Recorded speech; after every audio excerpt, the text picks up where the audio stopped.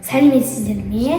Бүгін біз сіздермен осы ерлі ертегілердің ішіндегі басты кейіпкерлермен сұхбат алатын боламыз. Ал кеттік.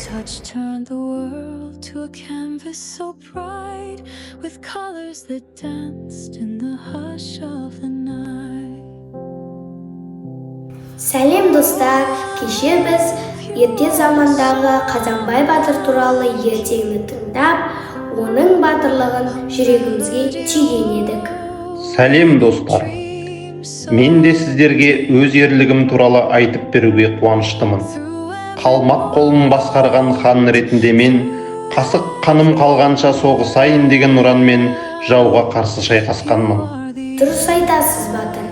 Адамның батырлығына таң қалған кезде жүрегінің түгі бар деп айтатыны тегін емес. Иә, әрбір батырлық іс жүректен шығады. Бүгін менің ерлігім жайлы ертегі тыңдасаңдар, әр қайсыңызда шабыт алып, батырлыққа үйренесіздер деп сенемін. Ендеше 4 сынып оқушысы Болатханов Айболдың Еленке батыр ертегісін бірге тыңдайық. Жақсы достар, ертегіміз басталады. Тыңдайық.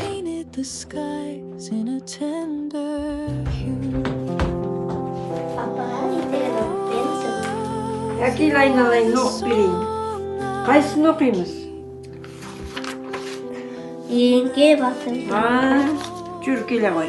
Қалмақтар мен ұрыс кезінде сарбаздарының бәрі қырылып, Еленке деген батыр жалғыз өзі ғана қалыпты.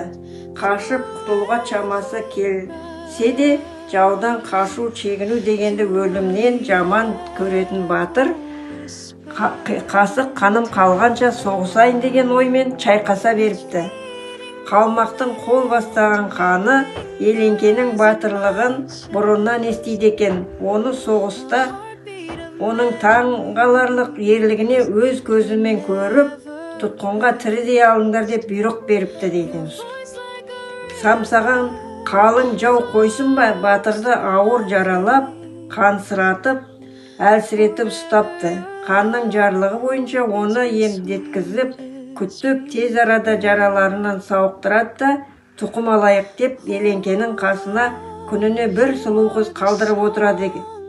Еленке, менен қалған тұқым ер жеткен соң ертең еліме жау болып шаппай ма? Өйтіп жауымды көбейткенше өз жөнімен өлейін деп қыздардың ешқайсына қарамапты дейді. Көрдің бе қандай батыр болған? Елін сатпаған. Қалмақ қаны оған ашуланып, сен біздің қыздарға неге мойын бұрмайсың? Егер мойын бұрсаң, еліңе жіберемін, ал оған көнбесең, басыңды алдырамын дейді.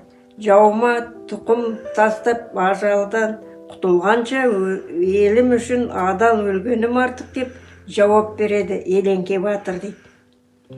Хан ойының оңға аспайтынына көзі жетіп, дереу батырдың басын алуға бұйрық береді. Және оны жендеттеріне өлтірген соң жүрегін алдыма келтіріңді деп тапсырады дейді. Еленкені өлтіріп, жүрегін алдына келтіргенде хан, осының жүрегі адамзаттың жүрегі ме, әлде басқа бірдеңенің жүрегі ме? Жақсылап қараңдаршы, дейді сыншыларына.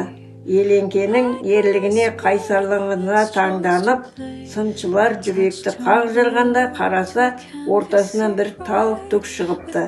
Біреудің ерлігінде таңданғанда, жүрегінің түгі бар екен дейтін сөз осыдан қалған екен дейді. Көрдің бе қандай батыр болған Еленке? Еленке қандай батыр болған сонда? Ен сатпайтын адал ер жүрек болған. Еленке неге қалмақтың қызын алмаған сонда? Ойпайым өзім.